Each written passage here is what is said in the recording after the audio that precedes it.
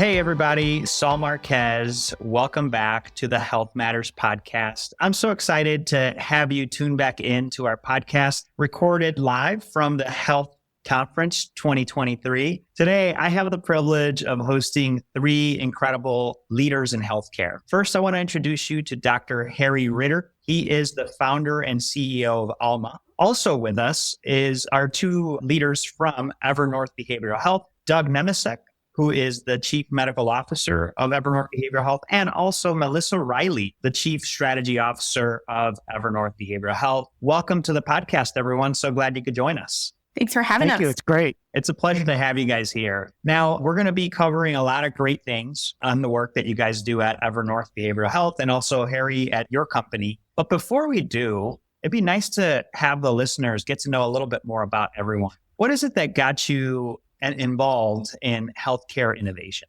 Well, I can go first. I'm Doug Nemecek, the Chief Medical Officer at Evernorth Behavioral Health. And what I'd say is I recall as a psychiatrist, just being in practice, how much I just wished we had better ways to take care of people, better treatments, better options of care, and really could make it simple and easy for people to get better from whatever was causing issues with their mental health or from a substance use perspective. And so from that, just got really interested in what's the innovation and how can we really all partner together to make this journey better for people.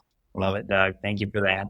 I guess I'll go next. And so, I don't know that a lot of people know this about me, but I'm a second generation innovative health company employee. So both my parents were in health insurance. So it just seemed really natural after law school when I was looking for a job. The place that I would look is at a health insurance company. And I've really found a place over the last 20 years in the space, always kind of at the forefront of new product innovation. And so when Evernorth called talking about, hey, they want to do behavioral health differently, it just seemed like such a natural and perfect fit to take the role. Love it, Melissa. Thank you for sharing that. And Harry? I guess for me, it started in medical training. So I didn't get as far as Doug. I was doing my internal medicine training and at Mass General Hospital up in Boston. And I had one of those conversations that changes your life with my program director there, Dr. Hassan Bazari, who is one of the most legendary leaders and educators in healthcare and medicine. And I had said to him, I love healthcare. I was in the hospital doing all that work, but I couldn't quite figure out what I wanted to do clinically. And he said to me, at the program, we're in the business of building leaders in healthcare, and you should do that in whatever way is right for you. And so that was what gave me the courage to start exploring alternative career paths in healthcare, led me to McKinsey and then Oscar Health and then to Alma, and really gave me the courage to seek out different ways of tackling these massive systemic problems we have in healthcare. Love it. Thank you for that, Harry. And look, we all enter healthcare in our own ways. Some legacy, like with Melissa, and some through the health system, but others get into business. And so at the end of the day, we're all here to make a difference. I'd love to visit with all of you on how your organization adds value to the health system and patients. So both from the Alma front, but also the Evernorth Behavioral Health. Yeah, I can start there. So at Alma, we are a platform that helps behavioral health clinicians come together, provide modern care through a technology and infrastructure that we make available to them and allows them to also participate in insurance and be part of the broader healthcare system. So today we work with around 16,000 providers in all 50 states, helping them build successful private practices that can accept insurance. The innovation for us, we really begin with a provider obsession. I, as a clinician, feel that healthcare providers are the most precious asset we have, bar none, in healthcare today. And we have to do everything we can to really support and empower these incredible resources that we have. And mental health is a very interesting space because for years and years, most clinicians were really independent, single shingle providers out there on their own, one-person businesses, trying to build a practice and run a business at the same time. And what we've been able to do using technology, using the service platform that we've built, is really bring these providers together into a community of practice, empowered and enabled through our underlying technology platform to really enter the modern healthcare system, work with amazing partners like Evernorth to help them succeed in delivering affordable care that is high quality and is having the maximum impact. And I think that's really that sort of workforce transformation and bringing these providers together to support the business has really been, I think, our biggest contribution so far. And I'm really excited about, what else we'll be able to do together on that front. Thank you, Harry. Really appreciate you sharing that. Doug, Melissa, how about the Evernorth Behavioral Health Program? Yeah, I would say, as Harry talked about, providing better care for individuals, that's something that we're really focused on as well. And part of my role is to make sure everybody has access to high quality behavioral health care. And what we're doing at Evernorth is really trying to make sure that we can simplify this complex behavioral health journey for people and make it simple for them to get to high quality care. And we know if we can do that, that everybody will then be able to function better at home and at work and in their community. And for us, we do that by leveraging the data that we have across medical and behavioral and pharmacy interventions and claims and everything else that's at our fingertips, and then partnering with groups like Harry and Alma to make sure that we then can make all the right connections and get people simply to the care that they need. And Doug, if I can add, I think one of the most challenging things in being affiliated with the payer is there's a little bit of stigma around payers right now. And so what Doug and I really try to do all the time when we're out talking together, we sometimes refer to ourselves as the Melissa and Doug show, is we're a little bit trying to change that perception of a payer from someone that denies care. I mean, I could actually count on my fingers the number of minutes I actually think about not getting people access to care. And the majority of my time, 99 to 100%, is really spent around how do we get more people to care, and really changing that narrative is so important as we spend time together today. That's great. No, I really, really appreciate it. And it's refreshing to speak with you three specifically on this behavioral health piece, which a lot of people struggle with. And we have a lot of sort of a hangover, so to speak, on behavioral health after COVID. I know it's still around, but the tough times with COVID. And so this topic of how do we improve and get better, and measurement comes to the forefront, right? Why is measurement so important when providing behavioral care?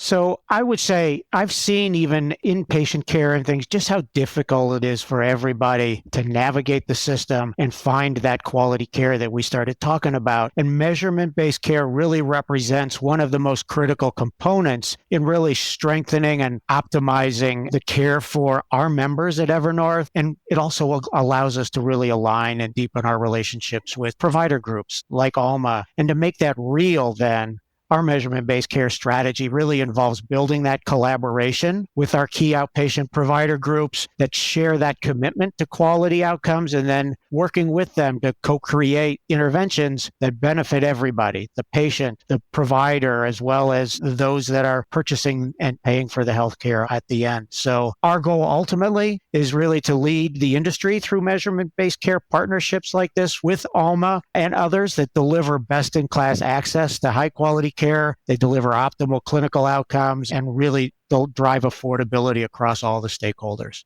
I love that. Thanks, Doug. And I think for our listeners, the piece we really keep in mind is that customer journey. And how do we embed some of those shared metrics into the journey? How do you call or text or chat and say, I need help? How do you figure out what that help looks like? And as we embed these shared metrics in that journey, we believe that our health plans, those payers, providers, and even those employers will all develop insight into what's working, what needs to be course corrected in a way that will benefit everyone. And really, as Evernorth, we very much understand the need for those assessments to say, where are you in that journey? How do we find those burdens that stop you from getting care, take those burdens down in a way that gives you the care that you want and need as you need it. And we think this will ultimately demonstrate a need for less of that oversight that gives sometimes those health services companies not the reputation that we all want. I would just add, I'm listening, Doug, you both are speaking so eloquently on this topic. I think one of the other things I love about measurement as a concept is that when you measure, you're forced to ask the question, measure what? What are we measuring and why does it matter? And that conversation is so important. I think this is a spot where Melissa and Doug have been phenomenal partners to Alma. And, we've really tried to bring that provider point of view. So we did a recent survey, over 200 clinicians. We asked them about their views and impressions of measurement-based care and how we think about quality as a concept in behavioral health. Two things I think really interesting. First of all, 87% of clinicians responded saying, even without any requirement from anyone else, we use clinical assessments routinely in our care, most often, in particular, at the beginning of care, as a way of understanding the needs of the patient that's coming to you, right? But also, interestingly, was that when we asked providers, what do you think is the most important element of quality? ranked just as high as reducing client symptoms, which is what a lot of our current measures do. They talked about the importance to think about client functioning and how do we think about and measure client functioning, or the strength of the client and therapist relationship. And so what measurement-based care enables is not only the opportunity to power all the things that Doug and Melissa mentioned, but also the space for the dialogue about really what is quality, right? What are we trying to do collectively, and how do we start to adapt even more expansive understandings of what really drives at the end of the day, the outcomes that matter in the world. And I think that's a really important part of what this movement does, is create space for that dialogue. Yeah, thank you for that, Harry. Great discussion too. At the end of the day, we do want to level set on what is quality, and from a payer, provider to the employer, in many cases, that's seeking this care for their employees or government institutions. So this is a great collaboration that I see between two great organizations. What do you see as the biggest barrier to implementing value-based approaches in patient care? I know, Harry, you sort of brought up that topic. Yeah, I'll start with two things, and I'm sure Doug and Melissa may have other thoughts to contribute here. Doug has a maxim he often repeats, which I think is absolutely right, which is what is measured improves, right? When we measure things, when we think about the data, when we look at the data, we take the time to ask the question why and start to develop the solutions and initiatives that move the ball forward. In this space, two challenges that I think are really important to think about. The first is provider trust. Providers today experience a certain level of baseline mistrust, particularly in behavioral health, of the broader healthcare system. We asked in our survey this question, right? And 74% of the respondents, the providers, said that they're not confident they understand how clinical data will be used if they are sharing it in this kind of a context. So how do we really build that trust? How do we come alongside our payer partners, have the discussion like Melissa mentioned, right? That this is about getting people to care, not preventing people from getting care. This is about improving access, not about trying to limit it, right? And how do we have that conversation in a really thoughtful and good way? I think the second piece here that is related to provider trust is really around data security, privacy, and consent. I think we live in a moment where our data, our information is so easily spreadable and out there in the world. And so building that sense of real trust that the organizations that are going to be interacting with these kinds of topics and data elements are going to be doing it in ways that are really thoughtful, really transparent, I think is a second really critical element to really overcoming some of the barriers that exist today. Yeah, Harry, thanks. I couldn't agree more with what you were saying, and you laid out great examples of how we all need to work together to truly make measurement-based care work and then make it sustainable. This has to be something that we don't just do for 3 months, but we've got to do this in an ongoing, sustainable way. I'll just add, I think that implementing measurement-based care really requires working through these challenges together. And for us, that means aligning across a broad and really varied clinician population out there, and even trying to decide on what are the standard metrics we're all going to agree to use at first, and then iterating on that together as we build trust, as we work together and really continue to evolve and make sure that the measures continue to grow with what's most helpful for the clinicians as well as for the payers and ultimately the patient. Right. So once we can do this together, once we accomplish all this, I think we then need to just think about how do we make this solution that we've built now around measurement-based care sort of comprehensive and then flexible so that as Evernorth, we can start to scale this across payers, across platforms, across providers, and across the country to really meet the unique needs of all of us, as everybody who needs to access mental health and behavioral health care. Thank you, Doug. And thank you, Harry. Melissa, any thoughts on that before we move on to the next question that I had here for you guys? I think I'm very aligned with our two doctors, our clinicians, in their beliefs and what they've shared so far. I think it really just leads into that idea of like alignment and the shared value. And the alignment just continues to be so important. Love that. Yeah. And on the topic of alignment, it's about partnerships, right? And at the conference, one of the themes that we have been hearing about consistently is collaboration as the top currency, because we can't do it all alone. I'd love if you guys could share some of the highlights and maybe even a challenge or two and bright spots of working together to make value-based care in this space a reality. Yeah, so I can probably start with that one. First of all, I am just so thankful and grateful for the partnership and the idea that we have this opportunity to collaborate differently. We so believe that it actually takes everyone leaning in a little bit and kind of moving from maybe what traditionally would have been an adversarial position into one of collaboration. That is probably the biggest opportunity in terms of getting the space to kind of put your point of views on the table and then lean into some of what we've discussed before around what is quality to each of us and what are the measures we might want to focus on first. I think for me, that has been, having that space and the time to collaborate and really to align has probably been that biggest step forward. And maybe wrapping it with that idea of like starting small and keeping it simple. I think when we originally started working together, our whiteboard was full of all the things we could do. But I remember us taking a pause and, we'll invite Doug and Harry to kind of add on a little bit more as well. We took that pause and said, how do we keep this small? How do we test and learn with the pilot so that we didn't overcommit, so that we could really say this was our goal for that first round?